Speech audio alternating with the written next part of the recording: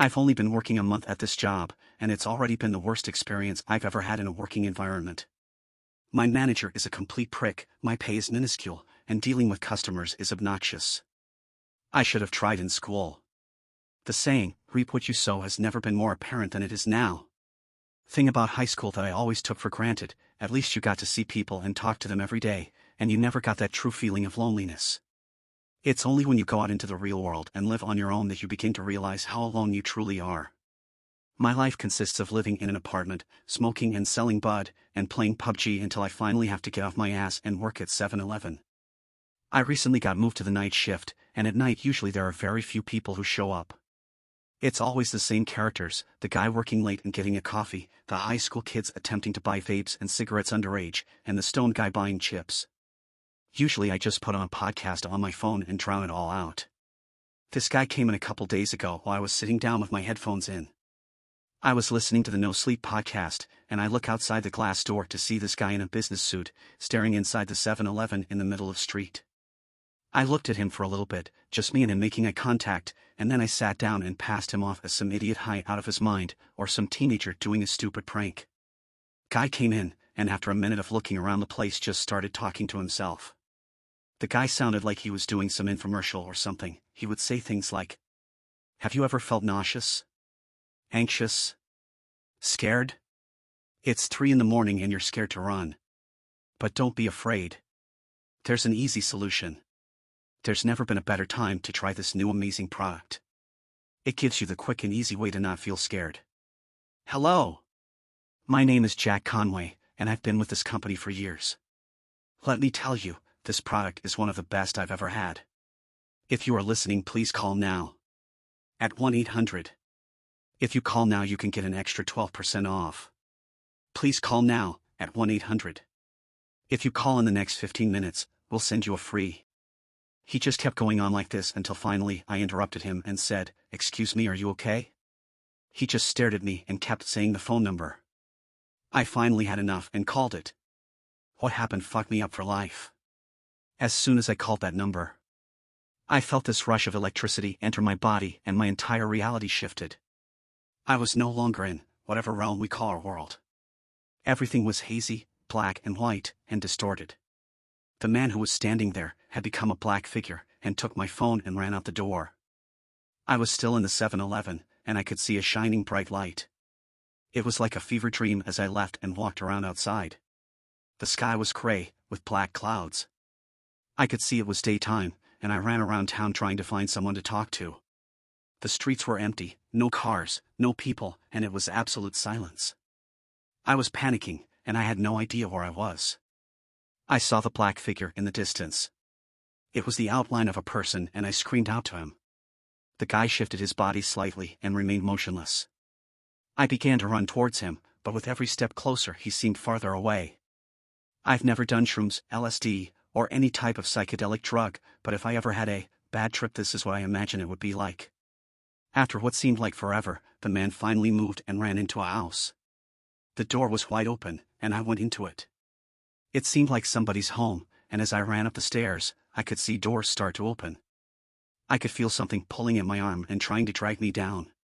Finally, I got into the room of the figure. It turned around, and we just stared at each other for a second. The figure walked up to me, and out of nowhere it started strangling me to the floor. It knocked over a lamp next to me, and with all my power I took the lamp and jabbed the figure on the side of the head. I kept beating it until it was finally unconscious. I could hear distorted voices screaming, and suddenly I found my phone on the floor out of battery. I ran back to the 7-Eleven to charge it. I dialed in the number I had called before. When I dialed the number, I was back in our reality, with the man gone. One thing was off. For some reason, I had blood on my hands. I sprinted over to the security footage to see what had happened. When I saw what happened, I shit myself. I was put in a dreamlike state, and the man had taken my phone and sprinted out, and I shortly followed. I left the 7-Eleven at 4 a.m. And as I was driving home, I noticed one of the houses had police and ambulances, the same one I had entered before. I'm fucked. I went home and got all my necessities and skipped town. I'm currently a fugitive. I don't know what the fuck happened, or who I did that to. But I'm not going back. I received a text from that number days later, with a video of me entering the house, with a text reading, "We saw what you did. We need a new host. Send this number to another person, or we will release the video." So, I thought, where would be the best place to post a number that people would most certainly call, as long as it had some context behind it? To whoever is next, I'm sorry, but this was your doing, and I feel no guilt if this is what you choose to do.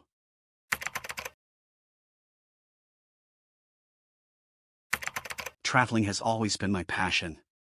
My parents tell me that when I was small, I used to run off to the woods and explore for hours, only coming back when they came looking for me.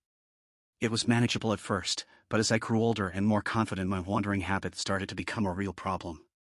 My parents would often struggle to find me as I explored our local area with wonder. Then eventually their relief would come with the call of a worried neighbor who had seen their solitary 7-year-old walking by himself in the dead of night. I grew up as an only child of a relatively poor family, so vacations were a rarity, and we almost certainly never left the country. However, every year we would make the trip from Manchester to Birmingham to see my grandmother. These trips were the highlight of my year, as they'd often be the only chance I had to explore. I could barely contain my excitement during the lengthy car ride, my eyes glued to the window as the world flashed by my eager eyes. I'm sure others would call me crazy for taking such joy from something as boring as that, but I just think they don't understand. I mean, I've met people who say they love travel, but I don't think I've ever met anyone who really loves travel, you know what I mean?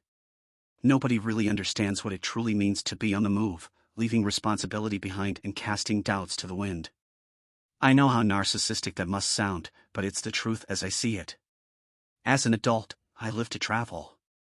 I got a job at a small accounting firm to support my journeys, but I was never passionate about my work. Or about anything else in my life, really. It began to feel as if my regular life was just an intermission. A small break between the periods where I could really be myself, in faraway places. Of course, this made things difficult for me, because it was hard to care about anything when I felt so disconnected from my body. On my 31st birthday I began to plan my next expedition.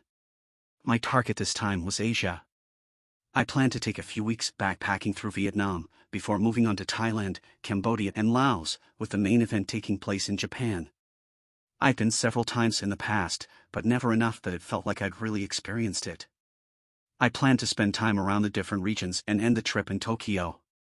I departed for my trip in the middle of November. I packed nothing but a few sets of clothes and my passport. Traveling light was a big part of my ideology, and something I was unwilling to compromise on. To me, that also means traveling alone. I've tried going with others on the past, but eventually I get tired of the normality, and their presence would start to feel like a weight pulling me back. This trip was just the same. I made my solitary way through Asia, ignoring the bitter cold of winter that surrounded me. Eventually, after weeks of moving, I arrived in Tokyo. It's really a beautiful place, if you can look past the blatant late-stage capitalism. I was tired after a long flight, so my plan for the first day was to sleep in my room. Unfortunately, the hotel I had booked was with money left over from a long journey, so you can imagine the quality I ended up with. The room was messy and had a damp smell. The walls were thin, and I could hear the brutal argument of an American couple next door. Realizing sleep would be the last thing to come to me here, I dumped my stuff and made my way through the streets. Probably not the best idea if you consider the dingy area I was in, but traveling was my nature and I never cared about where I was, as long as I could move. The streets outside were practically desolate. A few bright signs lit my way as I navigated through the maze of identical concrete buildings. Eventually, I found a familiar sight. A 7-Eleven, standing tall in front of me. Well, maybe tall is the wrong word to describe it. Sandwiched in between the looming gray giants that surrounded it, the 7-Eleven was tiny. As I started to move away, my stomach growled, and I was suddenly keenly aware of how hungry I was. It wasn't exactly the cuisine I had planned to experience in Tokyo, but I couldn't remember the last meal I'd had that wasn't airplane junk, and I didn't really have a lot of cash to throw around. In the end, I decided it was the best option and entered the store. At first, nothing seemed to be out of the ordinary. Aside from the foreign products I couldn't recognize or understand, it was just a normal 7-Eleven. Walking through the aisles, my eyes scanned the wide range of products available. After perusing the various pre-made meals, I picked out a small bowl of yakisoba noodles and a pork bun. The food here looked so delicious, much better than I expected from a typical convenience store. I walked up towards the counter and handed my food to the cashier to be scanned. I felt a sudden chill and looked up. The cashier was just gone. I looked around in uncertainty, trying to determine if something was happening or if I had just gone mad. It was then that I noticed the 7-Eleven had changed. The first thing to hit me was the smell. It was the putrid smell of squalor that curled my brow and churned my stomach. Around me stood beaten shelves packed with what must have once been food but had since rotted to an unrecognizable level. Maggots squirmed across the stained and dirty floors, dappled with garbage and chunks of the ceiling that had fallen out with age. The store felt hot and humid, and I could feel glistening beads of sweat start to pool on my face. Above it all were battered and cracked LED lights that painted the room with sickly green light. It seemed like the place hadn't been touched in years. I started to walk backwards towards the door when sudden peals of laughter rang through my ears. My body shook in response to the unexpected uproar. It seemed to be coming from the small kitchen kept behind the counter for the preparation of the baked goods the store would have usually sold and showed no sign of slowing. It was a deranged, manic cackle that pierced my eardrums, giving me a splitting headache. I silently made the decision to investigate, a choice that seems so alien to me now I can't begin to justify it. Step by step, I made my way behind the counter.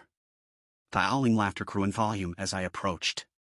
With shaking hands, I pulled a handle and anxiously peeked at the scene unfolding behind the door. A middle-aged man stood in a dimly lit kitchen. It seemed to be in the same state of disrepair that had taken hold of the store as spoiled food and rot spilled from counters and fell to the floor. A layer of grime and what seemed to be dried blood lined the countertops. In the center of the room the man stood with the most demented expression I'd ever seen on another human being. He stood tall, holding his hand over a sleek meat grinder, perhaps the only clean thing to enter this room in years. Continuing to laugh and stare straight into my eyes, he plunged his fist inside of it. A scream burst from his lungs and slowly morphed back into the same crazed laugh I had heard. Blood and flesh sprayed the walls as he continued to push his arm deep inside of the grinder. Bloody tears rolled down his cheeks while he laughed and laughed and laughed. The meat that came out the other end of that grinder is something I never want to think about again, and I will spare you the description. My body lurched and I couldn't help but fall to the greasy floor and empty the contents of my stomach. My head spun as I ran from the room and out of the store.